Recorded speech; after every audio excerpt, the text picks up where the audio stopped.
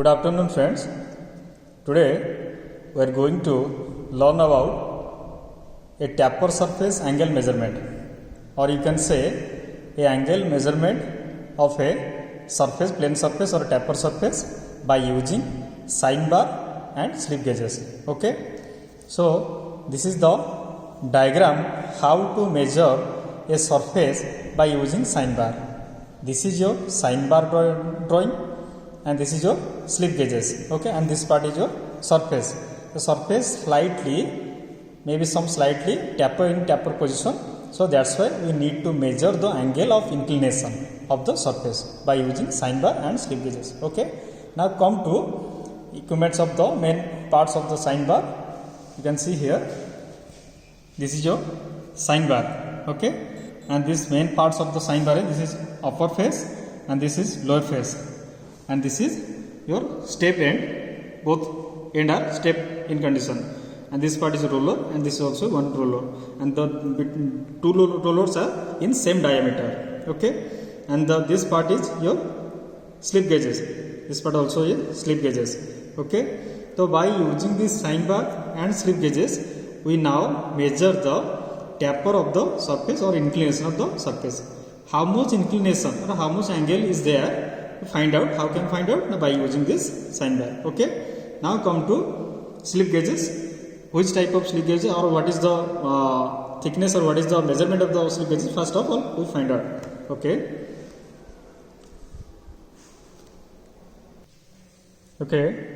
now you can see here, this slip gauges thickness is 9 mm. You can see here, already written that 9 mm. Okay, this slip gauges thickness is 9 mm. Okay, now this slip gauges thickness is 10 mm. Our main aim is that to find out the total height of this side. Our aim is to find out the total height of this side. Okay, and this side slip gauges are present. So generally we add the all slip gauges height. So this slip gauges height is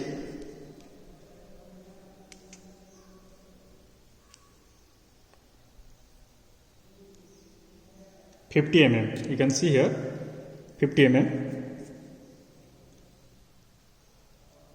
Okay, 50 mm. So 50 plus 10 plus 10 and plus 9. The total height is 69. Okay. Okay. This side is complete.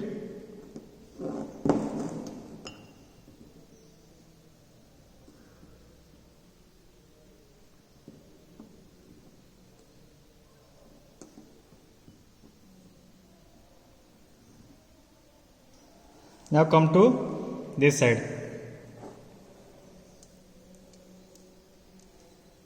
This slip gauges thickness is 4 mm. You can see here 4 mm. Okay, and this slip gauges thickness is, or height is 30 mm. Okay.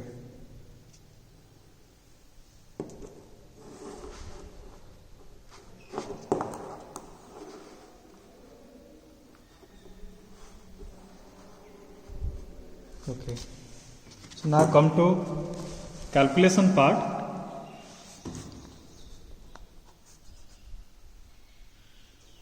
H2 is your 34 mm and H1 is your 69 mm. Okay, now differentiate both H1 and H2. So H1 minus H2 equal to 69 minus 34. So finally we get the answer 35 is your H. That means height. Okay. Now our formula is, our main intention is to calculate the angle of inclination of the surface. So sin theta equal to, we have already known about that formula, sin theta equal to P by H. This is your P part and this is your height, it is hypotenuse. Okay, so P by sin theta equal to P by H. theta equal to sin inverse p by h. So here h equal to h means hypotenuse equal to 200 mm and it is your standard 200 mm or 20 centimeter. 200 mm means center to center, between the roller center to center distance is your 200 mm. It is standard according to your sine bar, okay, and it will be vary according to also sine bar. So in this sine bar, the center to center distance of the roller is 200 mm or 20 cm. So now put the data in this equation. Sin theta equal to p by h. So p is how much? P is 35 and h is 200. Okay, all are in mm. You don't confuse that. All are in mm because 35 also in mm, slip gauge's height 35 and 200 mm. So finally answer is, now we calculate the value of the theta, that is theta equal to sin inverse 35 by 200 mm. So now calculate, this is value of the theta equal to 10.078 degree. Okay, so finally we get the answer of theta or inclination of the surface by using sine bar and slip gauges. The main answer is, the final answer is your 10.07 degree. Okay, and this is the inclination, that means the surface is inclined about 10.07 degree.